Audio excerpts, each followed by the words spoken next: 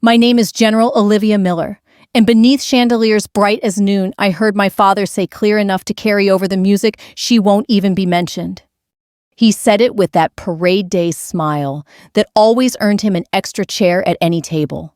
His friend laughed. Crystal chimed. A violin stitched a narrow thread through the air.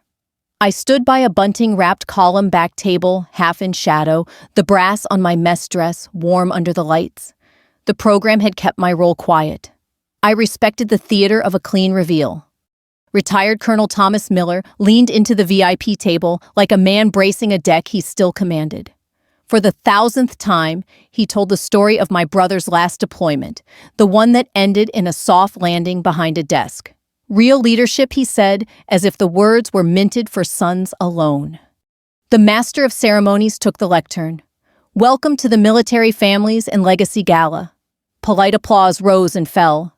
Coffee and polish and champagne in the air. My father tipped his chin toward the stage, listening just enough. Tonight, we honor those who shoulder burdens quietly, the MC said. A beat. We also have a surprise keynote. He grinned into the lights. Please welcome our distinguished speaker, General Olivia Miller. Rooms have tides. This one ebbed in a breath. Heads turned, chairs scraped. My father's smile lingered a second, like a portrait after the alarm, then dropped. I stepped from the column. Light found me. Somewhere a fork clicked a plate and stopped. My pulse settled into the training. I walked the aisle between tables set like ranks. A retired sergeant major stood first, then a young captain. 2 civilians followed, unsure of the ritual, but eager to match it. I acknowledged the Joint Staff representative with a nod and kept moving. I did not look at my father. I didn't need a weather report from a storm that had already blown itself out. At the steps, the MC reached out.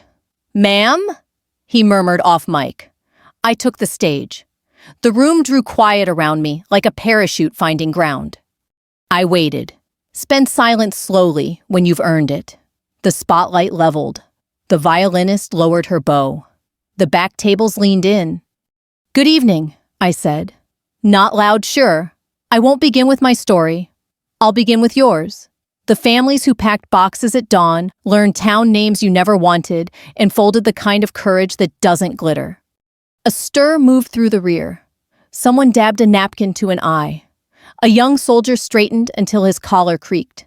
I let my gaze travel without landing where it would read as a dare. Behind the lights, my father was an outlined jaw-clenched, shoulders too square. His friend held a glass in both hands, like it might bolt. I slid 1 page of notes from the folder, though I didn't need it. We call this a celebration. But service doesn't fit in a room. It lives in long days and in glove box receipts and phone calls that start with, "Are you sitting down?" It lives at the edges of parades and in houses that go quiet when the duty van leaves the street. The ballroom listened. I told a short story, names blurred about a convoy hit, and a medic who stayed on the radio until her hands shook, then kept going because the next voice needed a steady map to the landing zone. No one mentioned her in any speech I said. Her work spoke in heartbeats. Only then, after the hook and the hush, did I rewind to how the night began. I arrived through the service entrance past carts of glassware and folded linens, cover tucked under my arm. The coordinator with the heavy clipboard met me by the kitchen doors. "General Miller, you're set. 1930 intro." "Keep my table in the back," I said. "No name card." She nodded. "Yes, ma'am." I walked the perimeter exits, sightlines, clusters. Washington is loud with access. The bright laugh near cameras, the lowered voice when someone higher rank slips into the circle. The floor smelled of wax. The napkins remembered their folds. At the bar, a junior staffer whispered, "Big speaker tonight. Some 4-star. I didn't correct him. Stars only mark elevation on the map. Near the stage, I saw my father. Strong posture, hair, a good silver. He shook hands the way he taught me at 12 firm, brief eyes steady. It used to make me proud to copy him. Later, it felt like wearing someone else's boots. He hadn't seen me. He tipped toward his friend, the retired brigadier who left the year I pinned colonel, and said the line he uses when the subject slides my way. "My son carries the line," he announced. "Olivia. She's doing fine. She won't even be mentioned tonight." Soft practiced cruelty, the kind that passes as tradition when it goes unchallenged. I let it pass through and out like cold air you don't keep. Back at the podium, the ritual met. Weather it couldn't defy. I was asked to speak on legacy, I said. Here's what I know. Legacy isn't whose name gets said. It's whose work holds when nobody says anything at all. I looked not at him, but at the people who fill a life with the quiet that saves it. Supply sergeants, school secretaries, who steadied children through deployments, spouses who invented new holidays in base kitchens because Thanksgiving fell on a Thursday. We were all gone. The program said 20 minutes. I would use 12. I closed the folder. Thank you for the work you do in the part of the story that never makes the stage. Applause came, like surf first, a break, then a tide. Somewhere in it, I couldn't hear the sentence that had followed me from childhood into bright rooms. The chandeliers warmed. The violin found its ribbon again. Cold slipped in from a propped kitchen door. The air held a thread of snow. I breathed it in. When I let it go, the page turned by itself. I grew up in a house where the word service had a shape, and that shape was a man in pressed Class A's. My father, Colonel Thomas Miller, had been Army Green before he was 20, a platoon leader before he'd learned how to apologize, and a battalion commander by the time I was old enough to understand that his absence wasn't just work, it was who he was. He came home in bursts, the clatter of boots on tile, the sharp scent of starch and aftershave. His stories were loud, sweeping things full of map points and mission names.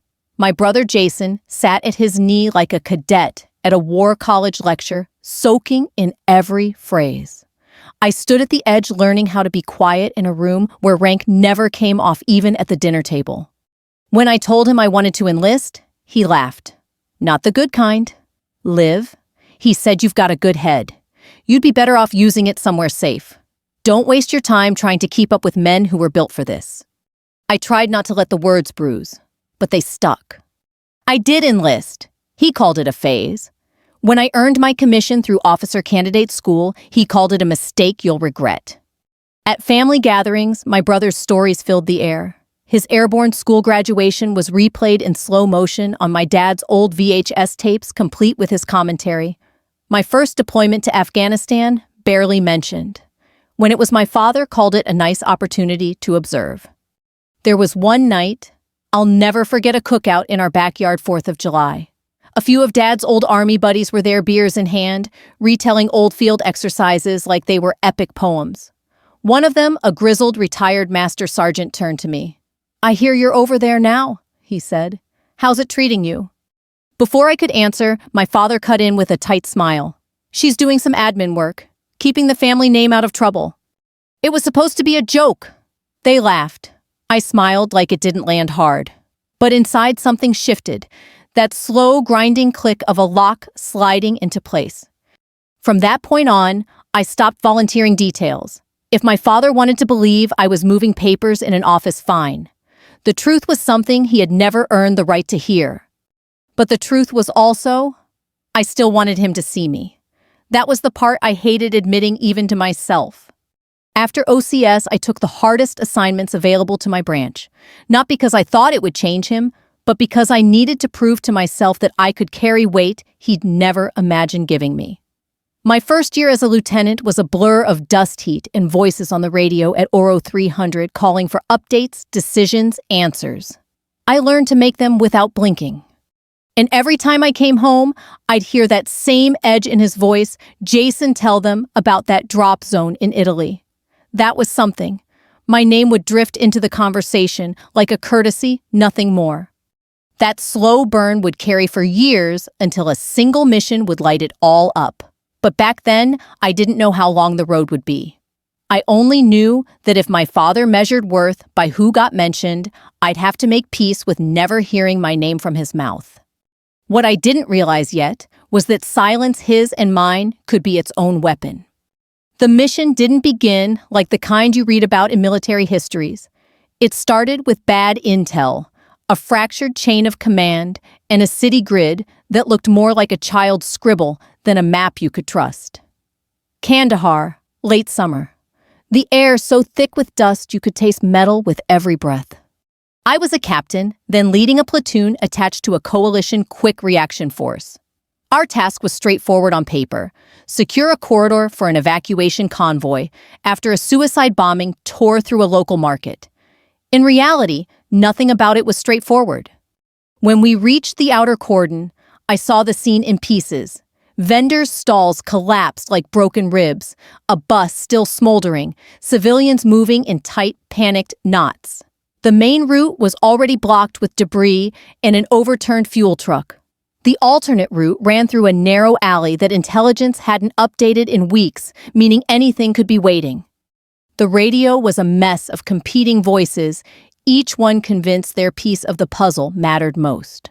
Hire wanted a risk assessment before moving forward. But there were children in that alley, women waving white scarves, smoke shifting with the wind. Waiting meant losing them. I didn't wait. I split the platoon, sent one squad to clear the fuel truck while I led the other into the alley. The ground was uneven, littered with shards of glass and twisted wire. Halfway through, we took sporadic small arms fire from a rooftop. My point man returned fire and we pushed forward, keeping low and fast. A local man stumbled toward us, holding a bleeding child. I pulled him behind our line, called for the medic, and kept moving. You can't stop in a choke point. You either get through it or you get pinned.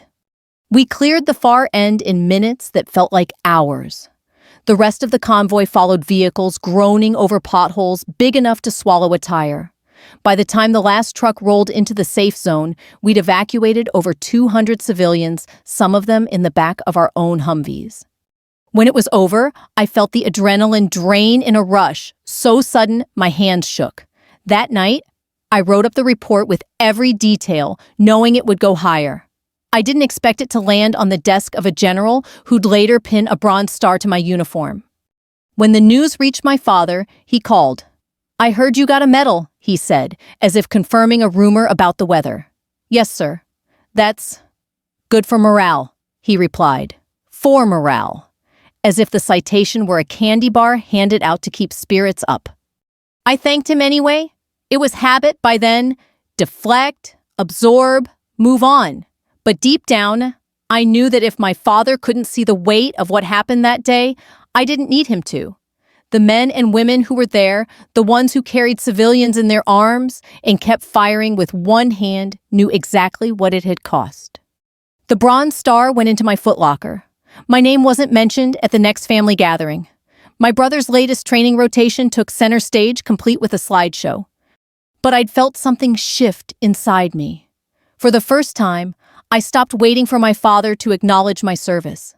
The job itself, the mission, the people who trusted me to lead, was its own recognition. That didn't mean the fire went out.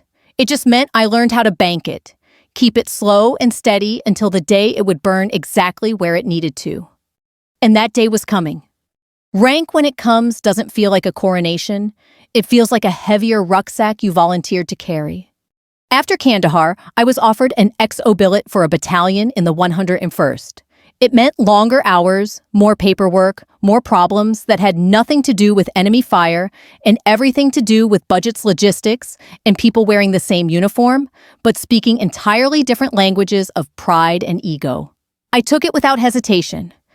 I learned quickly that influence in the army isn't just about giving orders. It's about knowing which ones to give, which ones to hold, and which ones to let someone else own so they can grow into the job. You have to see the field 3 moves ahead. By the time I pinned Lieutenant Colonel, I had a reputation for 2 things: getting the mission done and not wasting anyone's time. The first earned me the trust of my soldiers. The second earned me the grudging respect of peers who didn't like being outshone. Meanwhile, my father's commentary never changed. "They're fast-tracking you because they need more women in leadership," he said once. Like my years in sand and dust were a checkbox. I didn't argue. There's no winning with someone who's built a fortress out of their own worldview. My brother Jason left active duty after a knee injury during training. Retired as a major, no command time, but my father spun it into a noble chapter, cut short by circumstance. In the same breath, he'd frame my continued rise as something conditional. "She's doing well for her lane," he'd tell people. Good admin mind. I could have corrected him. Told him about the Joint Operations Center I'd run in Djibouti coordinating multinational anti-piracy efforts. About the night in the Gulf of Aden when we intercepted a hijacked freighter without firing a shot. About the young lieutenant I mentored who went on to lead a battalion herself. But I didn't. Not because it didn't matter, but because I was learning something he never had.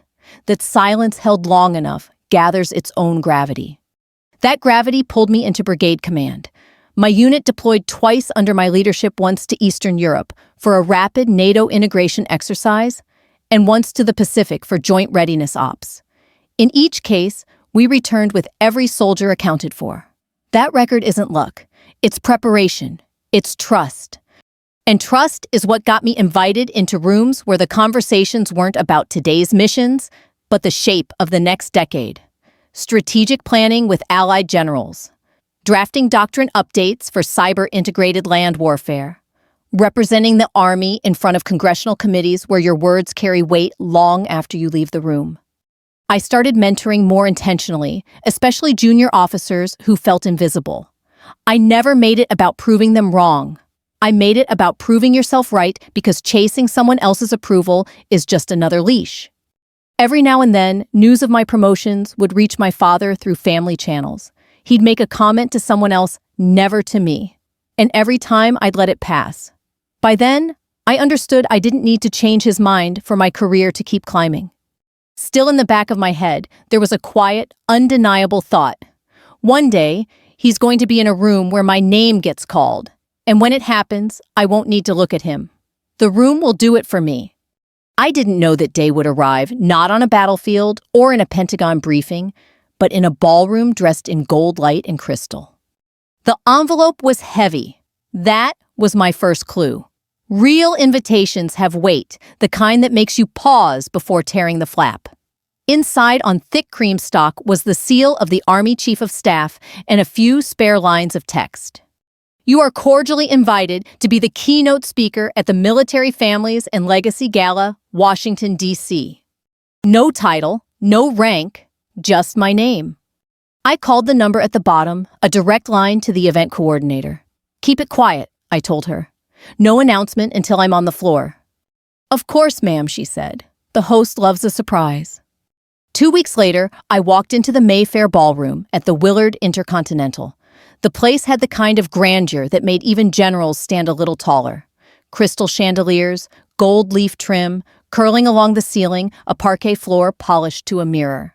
The air smelled faintly of champagne and lilies with an undercurrent of fresh paint from the recent renovation. I was in mess dress, the silver braid along my sleeve catching the warm light. My cover stayed tucked under my arm as I made my way along the perimeter. Staff moved like currents in a tide, waiters balancing trays of sparkling wine, a harpist tuning quietly in the corner, a photographer testing his flash against the far wall. Near the stage, I spotted him. My father, Colonel Thomas Miller, retired. The posture was still regulation straight, shoulders squared, like he might be called to inspection at any moment. His hair was whiter now, but the eyes were the same, alert, assessing, taking in the room like a battlefield map. He was at the VIP table, laughing with an old brigade commander and a retired senator. Jason wasn't there. I'd heard he was living in the Texas, now running a security firm. I lingered near the bar, close enough to hear my father, when he leaned toward the table, his voice low, but carrying in the lull between harp notes. They'll have a good program tonight. My boy's not here, but he's the real legacy. Olivia, she won't even be mentioned. He said it like he was doing me a kindness, sparing me the embarrassment of expecting something I'd never get. The others chuckled politely, moving on to their own stories. I let the words pass through me. I'd heard them before in different costumes. Tonight, they weren't even sharp, just tired. I took a seat at a small table near the back, half shielded by a pillar wrapped in red, white, and blue bunting. From there, I had a clear view of the stage, the podium, and the moment I knew was coming. As the ballroom filled, the sound built in layers, the clink of glasses, the swell of small talk, the shuffle of dress shoes on polished wood. The MC tested the microphone, his voice crisp and practiced.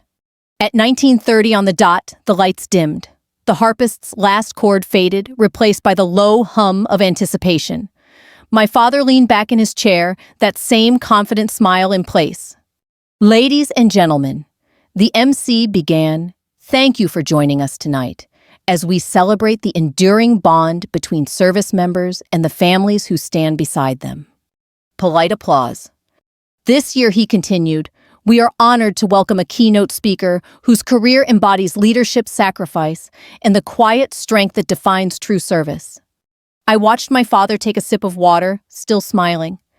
Our speaker has led troops in 3 combat tours, commanded a brigade, and served as senior advisor to NATO operations in 2 theaters. She is the recipient of the Bronze Star, the Legion of Merit, and the Distinguished Service Medal. The smile faltered. Just a fraction. Please welcome General Olivia Miller. The pause between my name and the applause was the sweetest silence I'd ever heard. The applause started like a small wave, a few hands in the front, then rolling outward until it filled the ballroom. I rose from my table in the back, the bunting brushing my sleeve as I stepped into the open. The light caught the silver braid on my uniform, the medals at my chest. My heels found the rhythm of the parquet floor measured steady, the same pace I'd used walking into briefing rooms where every decision could change the map. Faces turned toward me as I passed, some with recognition, some with curiosity. A few I could tell were connecting the dots between the bio they'd just heard and the woman they'd seen slip quietly into the room earlier. I didn't glance toward the VIP table until I was almost past it. My father's head was turned, slightly eyes locked on me. The confident smile he'd worn all evening was gone, replaced by something taut and unreadable. He didn't clap. Not at first.